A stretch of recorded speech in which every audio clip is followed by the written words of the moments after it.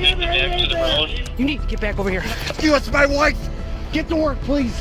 Hands up! Come out, walk out to him! Inside this car are multi-millionaire business owners Matthew Mollicone and his wife Kimberly. Matthew is seconds away from confronting the man who's been in a secret affair with his wife. He has a plan to get revenge, but has no idea how horribly it's about to play out. Get out of here, bro! Get out of here. Danny, stop it. Stay away from my wife! I don't even know what the f***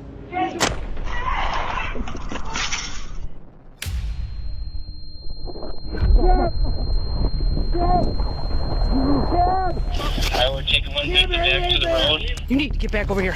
You, it's my wife! Get to work, please. Hands up! Come out, walk out to him! As officers rush to the scene, they're met with multiple shooters, families scrambling for help, and 2 critically injured victims. And while Matthew sits in the back of a cop car, he has no idea his wife, the one he just got into a shootout over, is lying feet away with a fatal wound to her neck. Please. She didn't make it. She died. Oh, no! No! No! Sheriff's Department? Police are stepping inside the nearly 8,000 square foot mansion of Matthew and Kimberly Mollicone, arriving in the middle of a rapidly developing homicide investigation. The married couple are well-educated, successful business owners. Together, they run State Barricades Incorporated, a traffic equipment company generating an estimated $3 to $6 million annually. They live here with their 3 teenage children, and from the outside, the Mollicones appear to have built a stable, comfortable, and luxurious life. Or so it seems. Because behind these walls, someone has been living with a dark secret, one that's been buried for years, and it will soon change this family's life forever. These officers are here to execute a search warrant following the sudden passing of Kimberly the previous night. They need to document the scene, collect evidence, and piece together what led up to the incident. Sheriff's Department! Sheriff's Department! We have overlooking upstairs. Fulton County Sheriff's Department! I'm gonna clear this wing. Sheriff's Department! There's another room upstairs. Inside the mansion, the wealth is impossible to miss as officers sweep through multiple entertainment spaces and rooms dedicated to leisure. But as they look deeper, grim details start to emerge. Looks like maybe drugs on the table, boss. Yeah. And there's paint on the table. This is definitely a sign of there's a big struggle going on here. In the basement, on a coffee table, officers find lines of laid out beside a straw and a razor blade. The physical findings inside the mansion are only the first hints of what's been happening behind closed doors. And the officers searching this home are walking through the opening chapter of the tragic downfall awaiting the Mollicone family.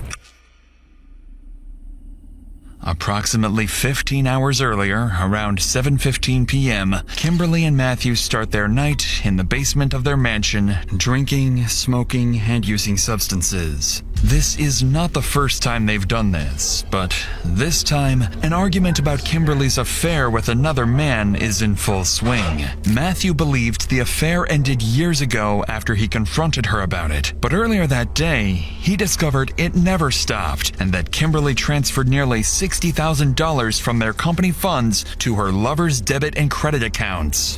Around 7:15 p.m., the argument escalates physically. Matthew begins throwing objects, breaking glass, shoving Kimberly, and shouting insults. And the basement starts to look like the aftermath of a struggle. At 9:20 p.m., the couple leave the mansion in their white Jeep Grand Cherokee. Matthew has one firearm on his hip and another accessible inside the vehicle. At the same time, Kimberly's secret lover is at home, winding down from a barbecue with his pregnant fiancée, his parents next door, and his sister's kids playing outside. They have no idea that within minutes, their quiet evening will take a drastic change.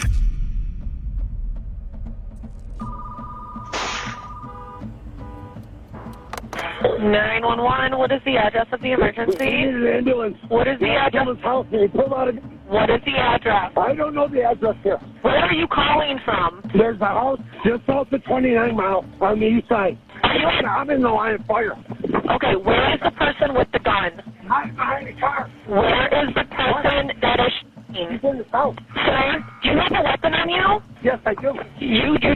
What is your name? Captain Mollicone. Approximately 5 minutes after this alarming call, a team of 31 officers from the Macomb County Sheriff's Office is mobilized and dispatched to the location.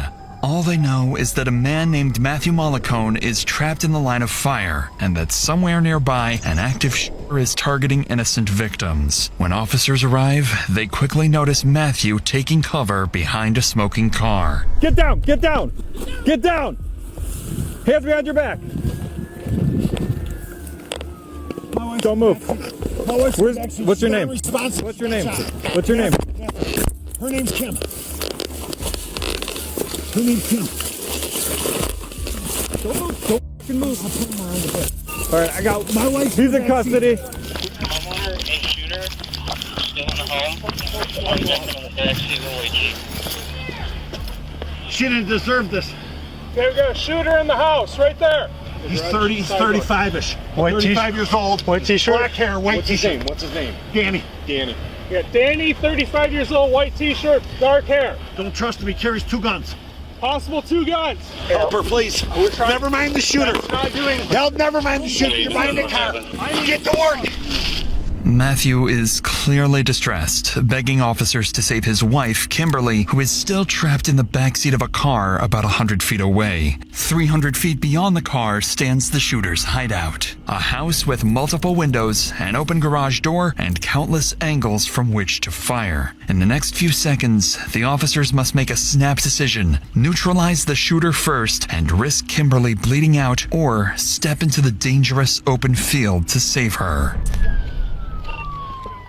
Anybody in the Jeep, step out now with your hands up! Hands up! Face away from me! Get out of the Jeep!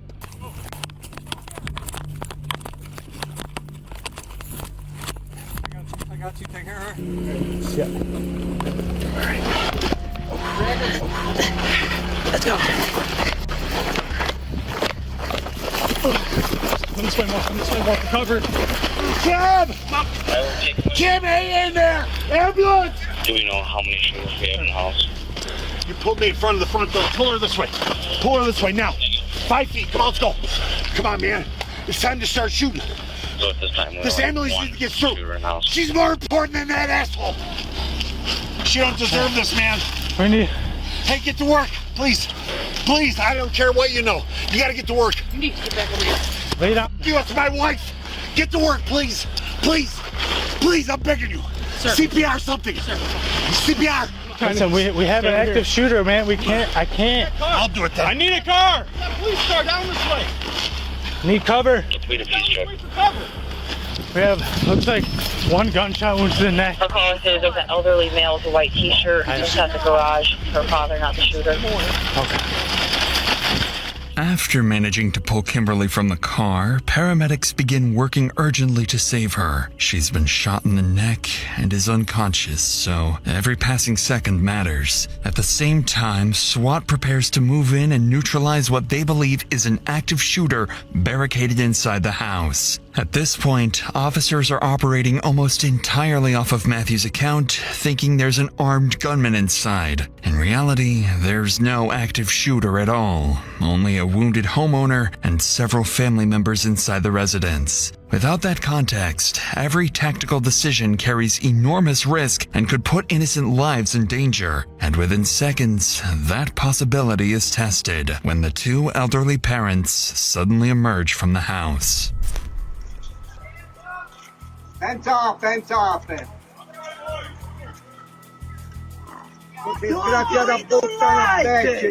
You're ruining my boy. Yeah, put the shit out of me, bitch. You bitch. Valentino, they've been trying to... Come on, walk out to us. Come here, sir. Right behind you, so it's up secure. Come here. Sir! How many? Come on. Sir, stop 1 second, ma'am. You keep walking towards me. Stop. Come on. Here, right here. Come here. Come here. Come here. Over here. Hands behind your back.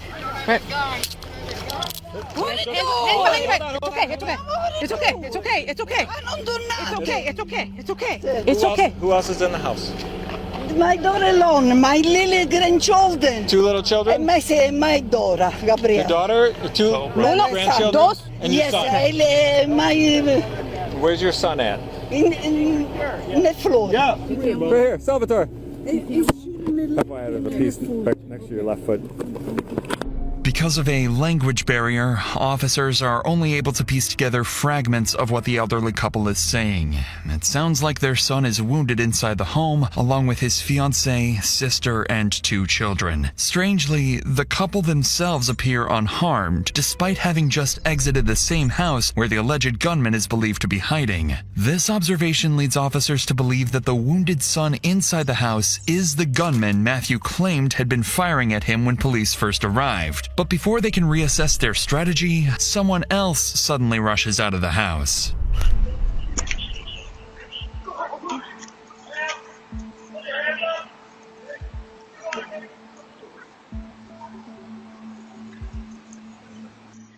Come straight out.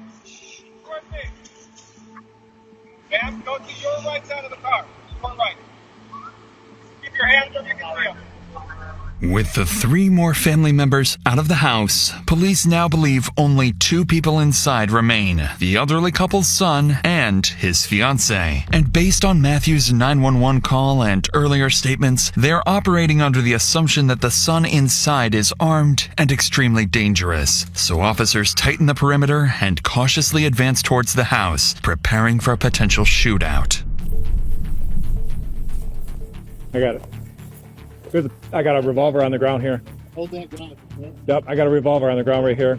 Hey, Ryan, careful. I think the shooting happened right here. So I see a shell. I got a pistol. So just watch where you step it. A couple more guns in the house. We just got the 2. We're going to try to get the guy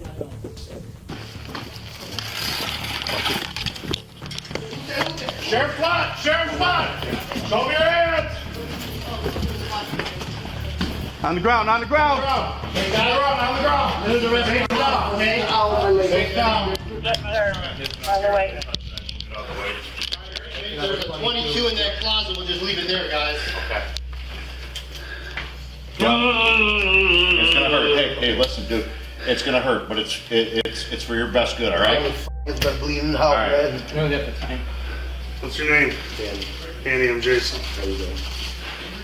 Inside the residence, officers find 38-year-old homeowner Daniele Giannone suffering from 2 gunshot wounds. Beside him, his fiancée, Eliona, is desperately trying to stop the bleeding. Police call in paramedics to treat Danielle's wounds. Daniel himself doesn't appear to be the aggressive gunman Matthew described, and as officers begin speaking with him, they quickly realize the situation may be the complete opposite of what they first believed. Or if it went in and then came out. Okay. So. Well, I was running away, so, but. I don't know how many obvious shots were fired. Whatever was in that gun. This is the gun that shot you here? No, that's the gun I had with me. You didn't have a rifle? No, no rifle. If we help you stand up, or do you want us to carry it? Keep the camera back on. Give me a hand. Keep the camera on. Yeah. What's that? 104. Come. Yep, got it.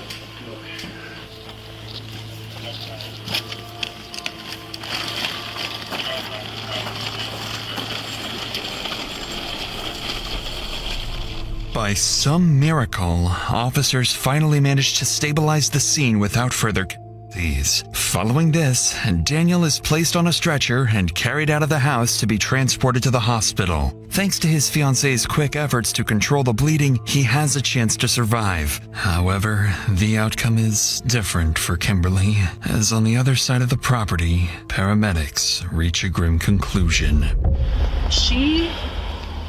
Yeah. No. She's dead. We got an active shooter scene going on. We can't leave her but we can't like just take her because she's Tragically, Kimberly does not survive her injuries, leaving behind her 3 children and her husband Matthew, still unaware that she's dead. With that, the case immediately turns into a homicide investigation, and police must determine exactly what happened, as it's clear something isn't adding up. Just a few hundred feet away, Matthew is placed in a patrol car and transported to the station. Daniel's fiancée, sister, and parents are also taken to the station for questioning. Back inside the house, officers finally have a moment to breathe and begin piecing together what happened. But not for long, because they're about to discover there's an entire basement they missed during the initial search. It's completely unchecked, with something interesting waiting downstairs. We got enough of these up there. I don't know. We cleared it pretty quick, so just take a good look around. I know there's a Ruger 1022 in one of the closets. Okay. All right. You clear, piss check? Ryan? All right, come in with us. Come out of here. You go with Justin also this. Got it. Finish clearing that.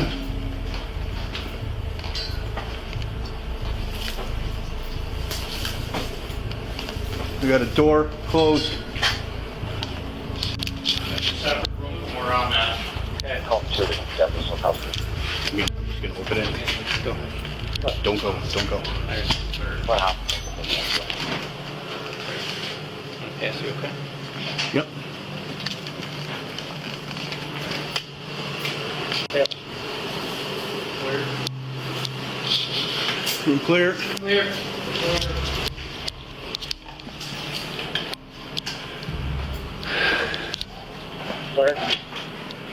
As if things weren't already complicated, the officers just stumbled upon something entirely unexpected: a seemingly hidden marijuana grow operation. But the biggest discovery is what they don't find: CCTV cameras. Officers already spotted multiple cameras around the house, making the absence of any in the basement suspicious. This exact CCTV system will soon prove crucial to solving the case, revealing exactly how the shooting unfolded and who fired the fatal shot. Beautiful. We got cameras. These got cameras?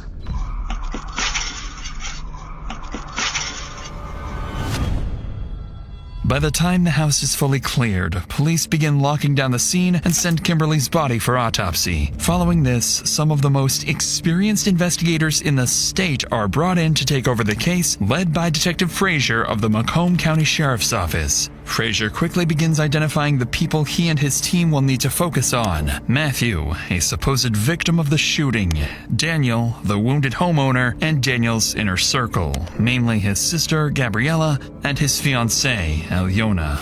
Despite the detectives' combined decades of experience, this case will push them to their limits, eventually leading to one of the most morally controversial trials in the state of Michigan, and forcing detectives to make one of the hardest calls of their careers: letting the man who fired the fatal shot walk free.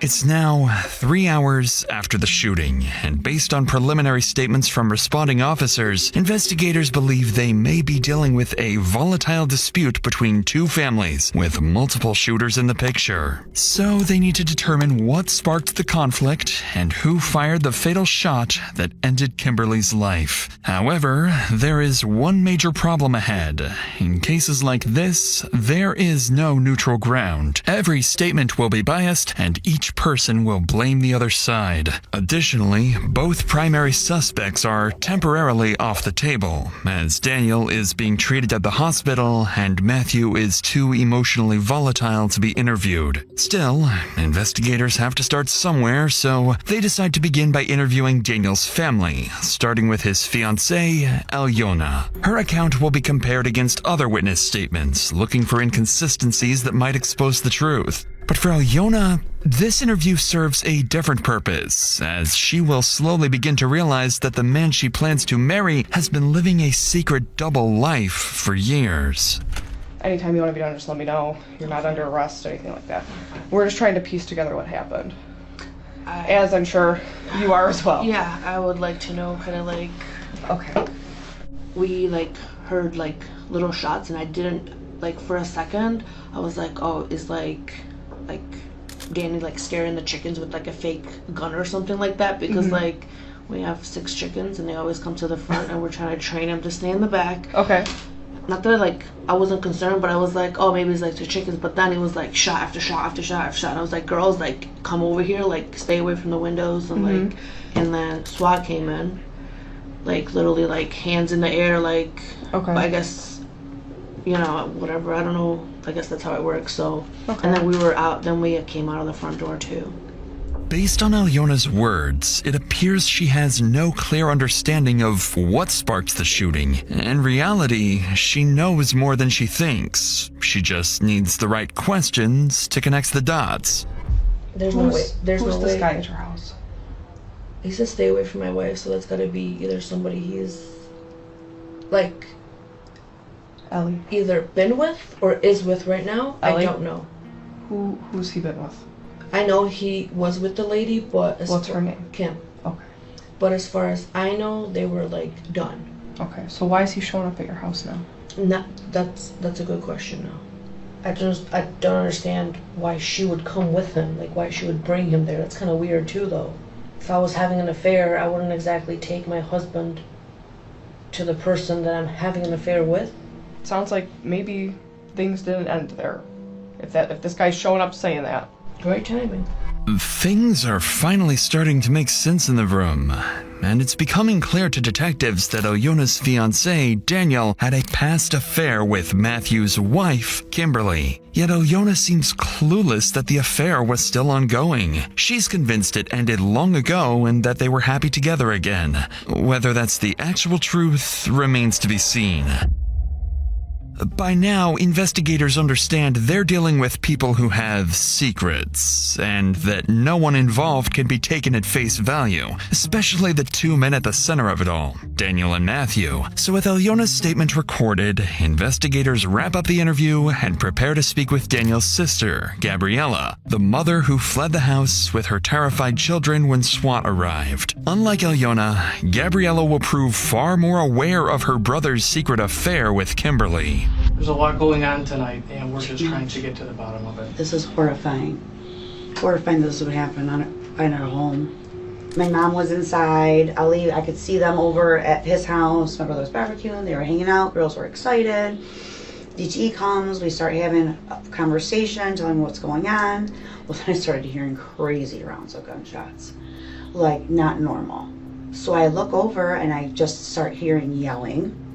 I see this white Grand Cherokee in the driveway, a lady out of the car screaming. At that point, I had no idea who it was, what was going on. This maniac comes at me, ready to shoot me, and my husband. I heard the lady go, "No, Matt, no, she has kids. No, Matt, no." And my husband's like, what? And I dropped to the ground. I pissed myself, lost my shoes, everything. Were you able to see where Dan came from? I don't know for certain. My brother has a CPL. He didn't have it on him. Obviously, we were home. Who would think that something like that would happen? I'm assuming he ran in, grabbed his gun, and came out. Okay. To defend himself. He normally carries a gun? He has yes, he always has his concealed pistol on him, always. Okay. This is something a crazed lunatic would do to a family. Naturally, Gabriella takes her brother's side, claiming Matthew was the aggressor and insisting Daniel acted purely in self-defense. However, this version of events will later be called into question once detectives finally get their hands on the CCTV footage. For now, though, Frazier shifts the conversation to Daniel's secret affair, hoping to uncover whether Daniel could have killed his own lover, worse yet, in front of his own children and family. As far as Dan goes and this fella that shows up, have you ever seen this guy before? I have seen him once. My brother Dan and Kim Mollicone. The reason why I found out who Matt was is because I saw her. She's like, "Matt, no," and I knew that was her husband. So I knew that she had relations with my brother years ago. I know that she's had a tumultuous relationship over the years with her husband. That's all that I know. She used to call me on numerous times, basically telling me, what's going on with her life, marriage. I felt bad for her. because I knew that she was an addict, and I know that he was an addict. When's the last time that you've talked to her? Maybe a few months. So it's been a little bit of But some she would time. call me from different numbers all the time. It would never be her number because I wouldn't pick up for her Does number she ever anymore. text you? Yeah, from different numbers again. Because I would not pick up for her anymore. I had her blocked. I didn't want to expose myself to that anymore. I didn't think it was appropriate. My brother knew that. Like what happened today is, I know is wrong and it's inappropriate. Yeah. Highly inappropriate. Yeah, I understand. And mortifying. And my children would be exposed to this. I'm very disturbed. Yeah. Okay. And that's and rightfully so. I mean, and my parents, and my 80-year-old dad, and my 76-year-old mom. I feel like I'm in a movie right now.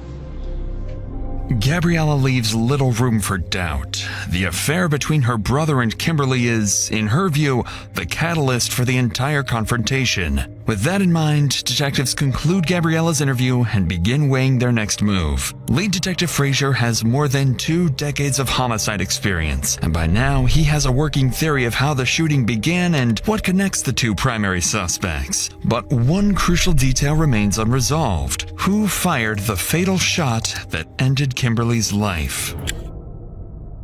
Approximately 6 hours after the shooting, investigators receive a critical update. Daniel has stabilized and is asking to tell his side of the story. An hour later, officers wheel Daniel into the interrogation room. He appears visibly shaken and still in pain. There's a gunshot wound above his right knee and another injury on his right foot. Just hours ago, he was bleeding inside his own home, with his family only feet away from the deadly crossfire. The whole thing lasted seconds, but in those seconds, everything changed. And it's moments like these that you can realize just how fast your life can change. In January 2021, 62-year-old Lewis Brown was driving to work at his job as a deli meat cutter when another driver pulled out into an intersection and collided with him. The crash left him with severe injuries that changed his life forever. And the worst part, he was only offered $50,000 to settle the case. With that said, let's get back to the investigation, where Daniel has just been brought in from the hospital to provide his account of what happened the previous night. Detective Frazier knows that Daniel is a man with secrets. Everything he says could be a carefully crafted story, and for all they know, they might be sitting across from Kimberly's killer. Hey, how you doing? I've seen better days. Oh, I'm sure you have. Obviously, there's a lot of things that took place tonight, so I'm going to start by just kind of letting you, why don't you just tell us what happened? I was just in a girl, I just got done barbecuing. Mm-hmm. And next thing you know, this white truck, I didn't know who it was at all, The white truck came out, and a man came out of the car.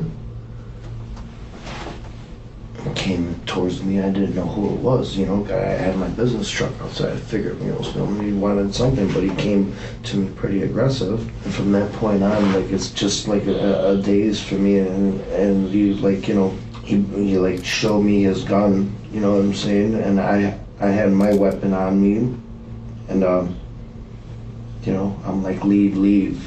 And next thing you know, he's ready to fire shots at me. And that's all I remember, I swear. Everything was blank from that point on. I just was it just I froze. I don't know. I froze when he pointed that gun at me, started shooting, I just froze. I don't remember anything, I just froze. According to Daniel, Matthew arrived out of nowhere and immediately started brandishing a gun on his property. But this is where the story begins to blur between self-defense and murder, because detectives are about to learn that Daniel's own actions may have set the deadly shooting in motion. Would you be able to just kind of draw me a layout of where your garage and how your driveway is and stuff? Okay. Oh, the barbecue was right here. Because I just got done barbecuing. Work van was right here. Okay. So this car pulls up right in the freaking driveway, he owned the house. Okay. So that car pulls up and you're outside. I'm outside. I'm in between the garage, inside the garage. Okay. He comes up there. Stay away from my wife. I'm like, what are you talking about? And then all of a sudden, then, like, it hits like a light bulb. She comes out of the car, and he's like, you know, he's brandishing his gun when he's walking up, like he's about to shoot me. Like, what do you mean by that? Like, he had his gun, like he was pulling it up. Like, you look like he was ready to fire. He's like ready to fire, and you know, he's ready to grab his gun, and boom, I shot one in the air. I'm like, get the f out of here. You shot one in the air? Yeah, because he was gonna pull his gun out, and he looked like he was about to leave. The bastard started firing shots, and I ran out, and I ran for my life at that point. I'm out of bullets. So then I'm running around the house. He got me. He's firing at me at the corner of the house. I had another firearm inside the garage. So you grabbed that second firearm? Yes. And what is it? What kind of gun is that? It was a Glock. Okay. So it was a 27 compact. Okay. This is the time that you need to get this out, okay? We don't want to go down the road and you be like, oh no, I said, you know, everything is on surveillance camera. Okay. Everything is on surveillance camera. I'm going to tell you like what I remember, because after those shots were being fired at me, like I just don't remember anything after that point. So like I just like panicked. I panicked when he started shooting at me. Like I panicked. I just wanted him to leave. What Daniel has just revealed is exactly what investigators have been waiting for. During the house search, officers observed multiple cameras positioned around the property, pointing directly towards where the shooting occurred. Detective Frazier knows he needs access to that footage, but he must wait for the right moment to secure Daniel's cooperation. Up to this point, Daniel has presented himself as nothing more than a victim, claiming he fired only a warning shot. Yet, something about his story isn't adding up. Throughout the interrogation, he never once mentions the other person in the car, Kimberly. Detectives already know about the secret affair from speaking with Daniel's relatives, and they're not about to let him off the hook. So Frazier begins to apply pressure, forcing Daniel to drop the act and expose one of his secrets. Well, let's get into a little more detail leading up to the point where you froze. Well, I saw like the woman come out of the car, and I'd known this woman, you know what I mean? I didn't know she was married or anything, you know? So here's, I'm gonna tell you right now, Dan.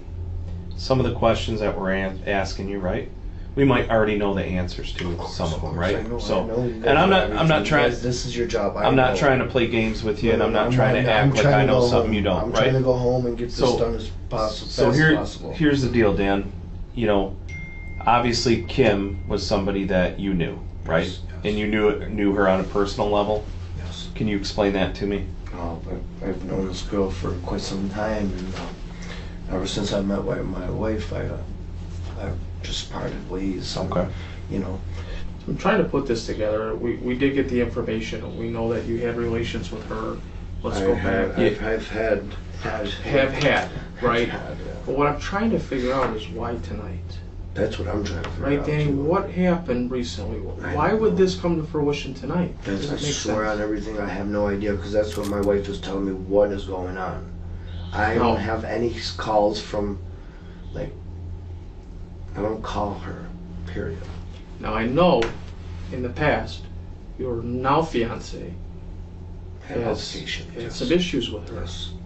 Do you know if maybe these two started talking recently, or has she alluded to that maybe? Do you know if Kim knows that you're having a baby? I don't know. It's just Tuesday night, 9 o'clock at night. Why now?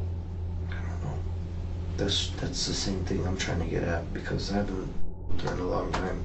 It's already been 2 years. That was done. As soon as I met this girl, I was done. I'm like changing my life around, man. It's evident that detectives are onto something here. Daniel insists he hasn't seen or texted Kimberly for 2 years, something that can easily be verified once they access his phone. Though Daniel's phone holds something far more important to the investigation, CCTV footage. But once detectives decide to ask Daniel for access, his answer will raise serious suspicion, to say the least. No, me and my wife, man, we're best friends. Like, we do everything together. If I show you my phone, I'll show you the things that we do. We are always. How can I access your phone?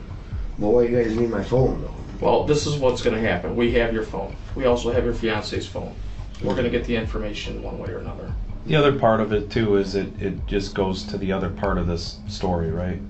Because obviously there's a couple sides to this story. You got your side, you got his side, right? Obviously his take on things is different than yours, right? It's gonna be, right? You're presenting us with your version. Yeah. We have another version. Guess what? We've got cameras that caught it all. Right. We need to look at that. Yeah. If we don't get to see these cameras, I need to speak to somebody to tell me to direct me the right route, guys. You gotta understand. I want to help, but I have to have my lawyer. What kind of cameras do you have? I have Ring cameras. Ring cameras, yes, and they're surrounded. The You whole house. you said it caught the whole thing, right? And it should have, yes. I know what you're doing, Danny. You want to watch this first and make sure that it all adds up. No, I'm telling you guys 100% truth, guys. Honest to God, I have nothing to hide. I want to help you guys, but now, like... Are you worried about it? Absolutely not. This man came to my house. I mean, this man came to my home. Are you into some other illegal activity that you're worried about on your phone? Absolutely not. No. Like, I know you have a grow. I have my license for it. I gotta speak to somebody. If I could speak to somebody, one of my family members, to see what the hell, like, real what quick, I should do. I do want to let you know something though in this situation. Kim, she's dead. So she was struck by a bullet and she's dead. So, I mean, apparently nobody told you that. I don't know.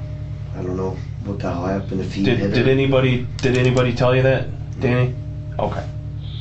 So maybe this will shed a little bit of light of why we have to do our due diligence here, because somebody lost their life. He came to my house. I did nothing wrong. We're just trying to make I did nothing wrong. I did nothing wrong. They came to my house, man. I had my nieces, and this guy is shooting at me. Fucking 17 fucking shots. Needless to say, this is not what investigators were hoping for. Even after Detective Frazier brings up the marijuana grow operation in the basement as leverage to encourage cooperation, Daniel quickly clarifies that everything is legal and refuses to grant access to his phone without an attorney present, effectively forcing them to end the interview. With Daniel's refusal, detectives become more certain than ever that there's something on that phone he doesn't want them to see. Yet, the only other way to access it is through a search warrant, something far easier said than done. Now, it's Daniel's word against Matthew's, a development that complicates the investigation significantly. The CCTV footage could have been crucial during Matthew's interview. With multiple cameras around the house recording 24/7, the answer to who fired the fatal shot lies somewhere in that footage. Despite this setback, detectives settle on a strategy. They decide to hold Matthew overnight, time that may pressure him to break and reveal how the shooting really unfolded when the interview begins. In the meantime, officers obtain a search warrant for Matthew and Kimberly's home and head there, hoping to find anything that could help guide his interrogation. When officers arrive at the Mollicone residence, they're initially met with signs of wealth and comfort, but that impression fades quickly once they step into the basement. Is it just the rifle on that table?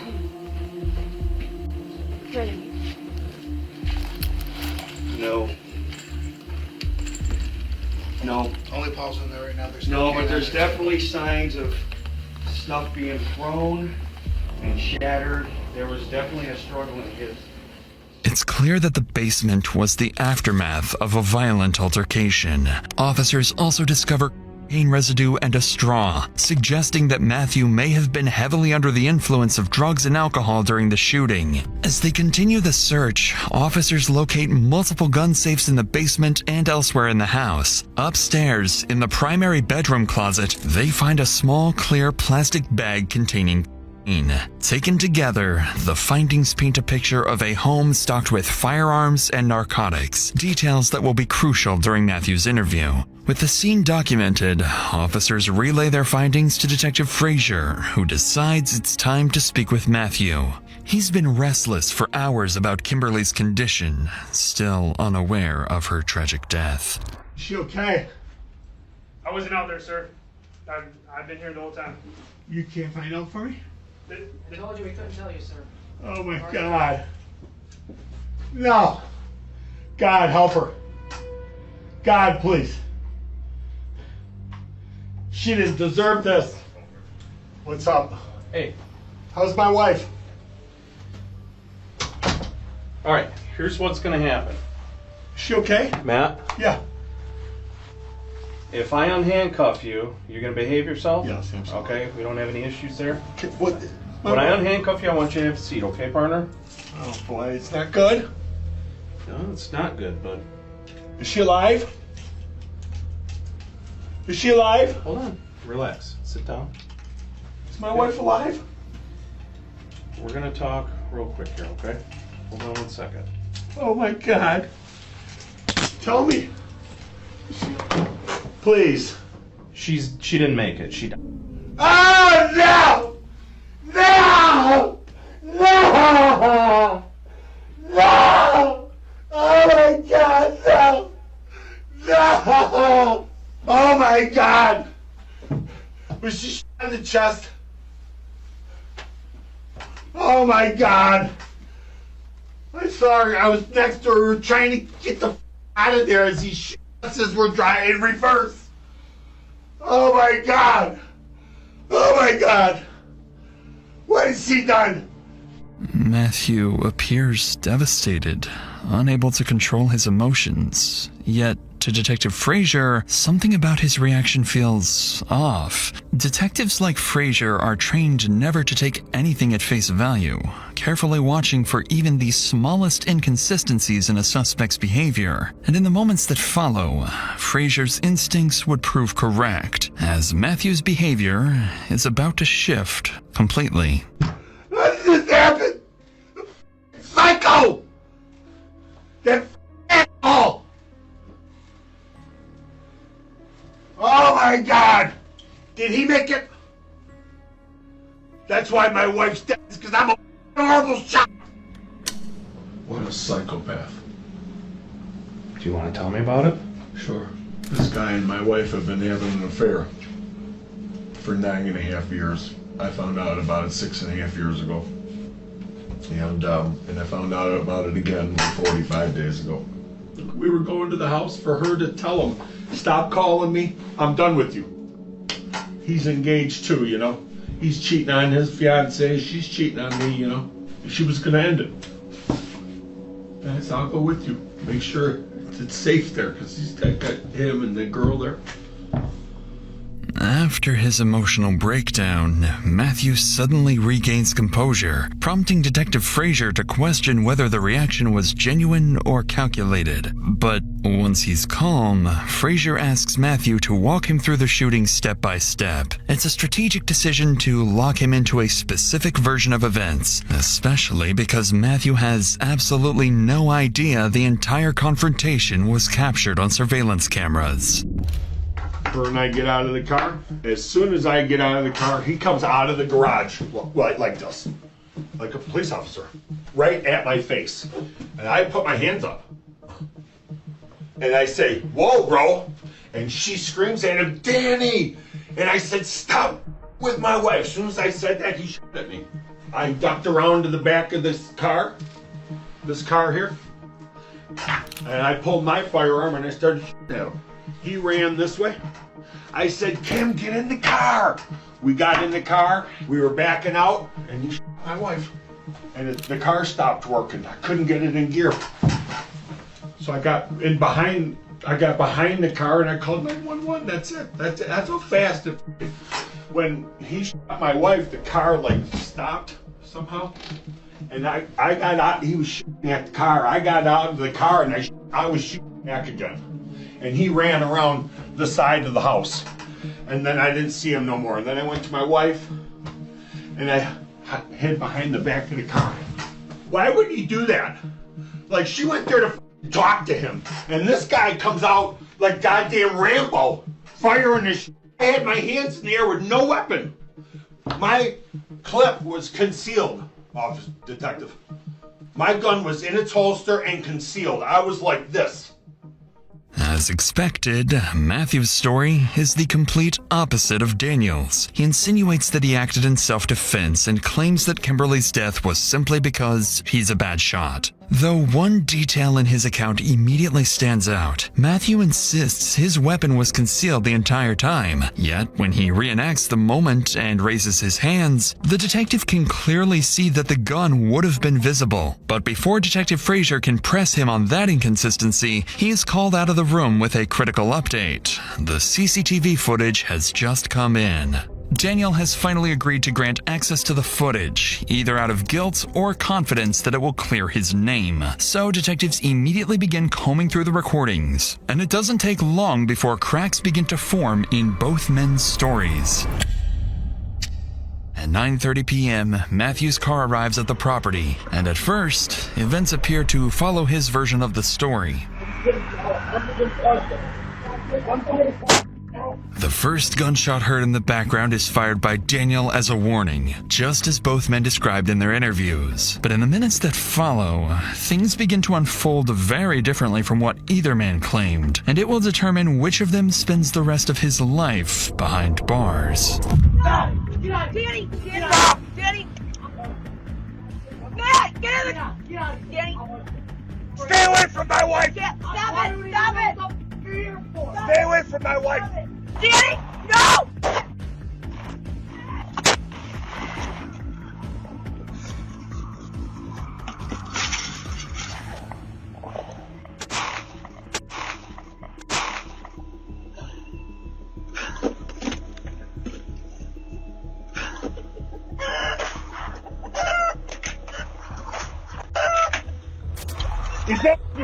No.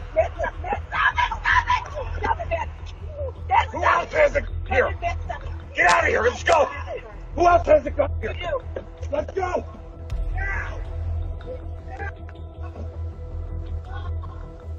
Get out of here. In the chaos, as both men exchange gunfire, a single bullet tragically strikes Kimberly. And although Matthew was clearly the aggressor, the fatal shot came from Daniel's weapon, complicating the investigation and making it harder to determine who is truly at fault. Armed with this new evidence, Detective Frazier returns to the interrogation room, ready to apply more pressure, knowing the CCTV footage has completely dismantled Matthew's version of events. And in the next few moments, Matthew would unknowingly dig himself into a grave. Were you guys drinking today? Yeah. Okay. How about drugs? Were you doing any drugs? What were you doing? A little cocaine, marijuana. Okay. So you're doing cocaine, marijuana, doing some drinking, and you decide to go up there with her. You're f***ing pissed. No. You weren't mad. Some guy's boinking your wife. Detective, listen. And you're not mad about it? I've known about this for 6.5 years. Right. I was mad. And now, you were told it was cut off, right? No. And then today you're told it's not cut off. 45 days ago I was told it's not cut off. And you're saying your wife was driving, and your wife was in that driver's seat every time you guys went to leave, went to do whatever. You're saying now that your wife was in the driver's seat. Yes, she drove there, and she got in the driver's seat and put it in reverse. To back up. Correct. But the car wouldn't... What happened with the car? I don't know if we hit something. It was smoking. Maybe he shot it. I don't know. It wouldn't move. What do you mean you were... What is that? I had it in reverse, and it felt like it was stuck either in some mud. Mm-hmm. It wasn't going. And then it started smoking from the hood. And when I saw that, I got out of the car.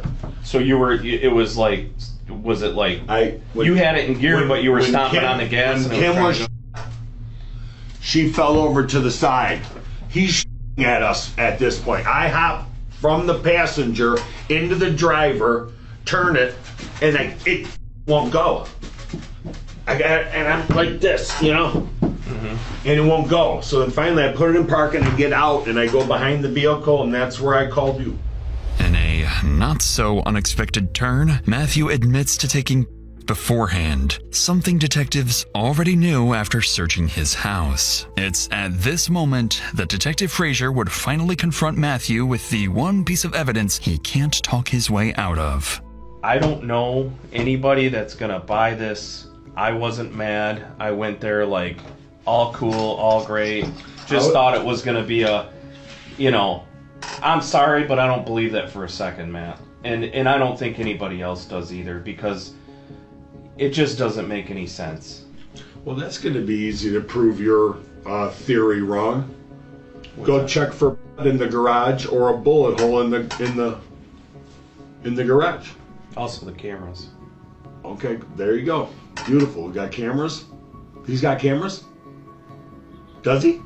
I can't tell you all that. Well, I hope he does. You better, you'll look for those, correct? We gather all the facts. Okay, good. Everybody's got a story, right, to tell. I hope he's got cameras. You know, the problem is that you drove up there in that driveway, and that started this whole chain of events. What's illegal about that? One of the cameras, you know, those Ring doorbell ones, one of the cameras was pointing right where you guys were. Okay, good. And you're telling me right now, this is true. You'll see. You're saying this exact story is true. What you described to me. Yes, I hope. And that's it. You're not leaving anything out. That's how quick, and that's what happened. I don't know how this is going to play out. I really don't. The truth prevails. Hopefully it does. With the evidence laid bare, Detective Frazier concludes the interview. Now he and his team need to do their due diligence before making the hardest decision of the entire case. Who, if anyone, should be charged for Kimberly's death? In the days that follow, recorded jail calls capture Matthew sounding confident he can beat the case, insisting the truth will clear his name. Hi. Hi. Hi. Love you guys. Love you. I miss you. Miss you too. I'm gonna get all this situated. I'm gonna get home to you soon, okay? Alright. Thank God. Okay, good. I got the truth, I got God, and I got the best lawyer in the state of Michigan. So I'm gonna get home to you guys soon, alright? Alright, Dad. Sounds good. As Matthew waits in jail, detectives and prosecutors continue investigating to determine which of the two men will ultimately be held accountable for Kimberly's death. On paper, the answer isn't obvious. The fatal bullet came from Daniel's gun, but the CCTV shows Matthew initiating the confrontation. Detectives and prosecutors debate two options: charge both men and let a jury decide, or treat Daniel as a homeowner defending himself and his family and place the legal responsibility solely on Matthew. In the end, they make the call. Under Michigan's self-defense law, even if Daniel's bullet killed Kimberly, Matthew created the deadly crossfire and therefore bears the legal responsibility for her death. With this, Matthew is formally charged with attempted murder for shooting at Daniel, voluntary manslaughter for Kimberly's death, and multiple counts of felony firearm. In the weeks that follow, investigators uncover a darker side of the marriage. Multiple witnesses describe a pattern of alleged abuse between Matthew and Kimberly, including physical violence and intimidation. That context offers detectives insight into why Kimberly may have gone along with an armed trip to her lover's house instead of walking away. 2 years later, in May 2024, Matthew's jury trial begins. During the trial, the two sides present very different versions of the same shootout. Matthew's lawyers argue self-defense, claiming Daniel was the one who came out armed and aggressive, forcing Matthew to fire back and protect himself and Kimberly. They portray him as a devastated husband and a father who snapped under emotional strain. The prosecution frames Matthew as a jealous husband who armed himself, consumed drugs and alcohol, and drove to Daniel's home looking for a confrontation. After an 8-day trial, the jury rejects Matthew's full self-defense claim and finds him guilty.